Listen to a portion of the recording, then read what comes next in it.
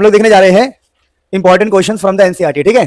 सो अभी हम देखेंगे सबसे ज्यादा आए हुए क्वेश्चन, बार बार आए हुए क्वेश्चन। तो इससे क्या फायदा होगा, अगर हमारे पास कम टाइम है और हमें सिर्फ 5 से 10 न्यूमेरिकल प्रैक्टिस कर ले, और चांसेस हो कि अगर 4 न्यूमेरिकल पेपर में आते हैं और 3 इन्हीं से आ जाए, तो गजब नहीं हो जाएगा? हो जाएगा। तो कुछ ऐसी क्वेश्चन हम देखने जा रहे हैं। तो देखो, जैसे सॉल्यूशन चैप्टर है हमारा, तो देखो अगर हमारा सॉल्यूशन चैप्टर है तो सॉल्यूशन में आपको बताता हूं कि भैया एनसीईआरटी के कौन से क्वेश्चन है जो सबसे इंपॉर्टेंट है। देखिए, तो पहला क्वेश्चन जो बहुत ज्यादा इंपॉर्टेंट है वो आपका ये वाला है, मैं आपको बताता हूं, ध्यान देना, जो पक्का आएगा एग्जाम में, बस वेट करते रहो, वेट। ये वाला question, example 2.4 of NCERT, example 2.4 of NCERT, यकीन मानो ये बहुत तगड़ा क्वेश्चन है। इसको तो किसी भी हाल में पकड़ना है, जकड़ना है, मरोड़ना है, ठीक है। तो this is very important question, exam में आने का चांस है। प्लीज, फिर हम ये सब करवा रखे हैं पहले भी, ठीक है। तो एग्जाम्पल 2.4 पक्का पक्का करना है। चलिए फिर आगे बढ़ते हैं, आपको सारे क्वेश्चन बताता हूं मैं आपको। अच्छा सुनिए, कई बार देखा गया है कि एनटेक्स का 2.7 आ जाता है, पर बहुत इंपॉर्टेंट नहीं है।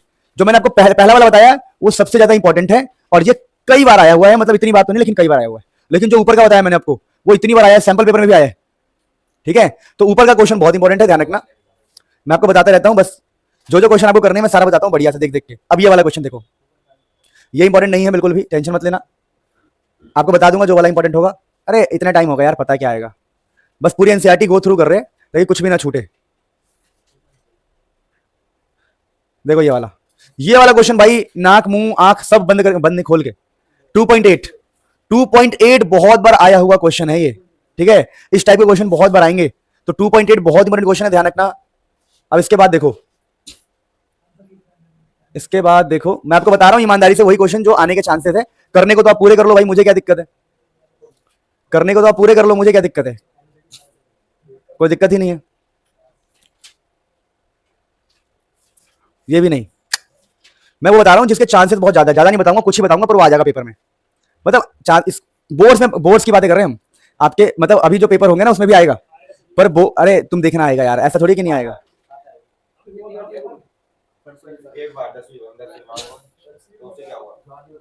टेंशन नहीं लेना है बस।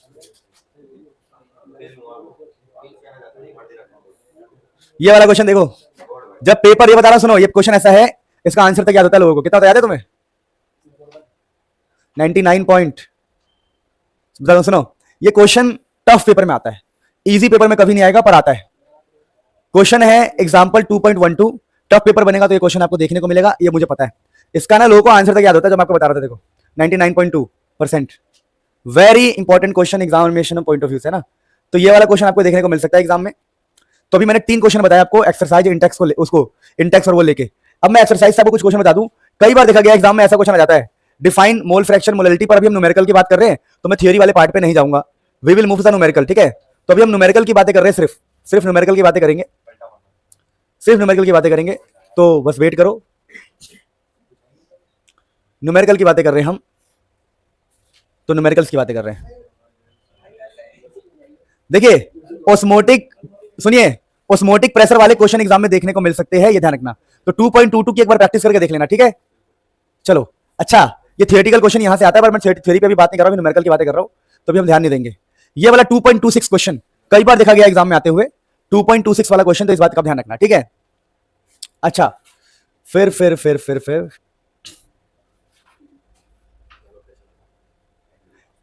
ऐसे क्वेश्चन, ये तो छोड़ो, मैं बताऊंगा, रुक जाओ पहले।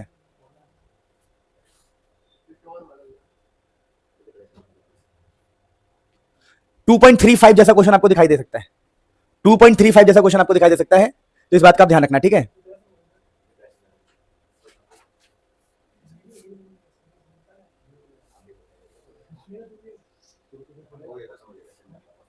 .40 वाला क्वेश्चन और 2.41, 2.40, 2.41, यानी मैं आपको ये कहना चाहता हूं कि बहुत ज्यादा पागल होने की जरूरत नहीं है। अगर आपके पास टाइम कम है तो इस टाइप के क्वेश्चन को ट्राई करने का प्रयास करना, ज्यादा नहीं सोचना है, ठीक है।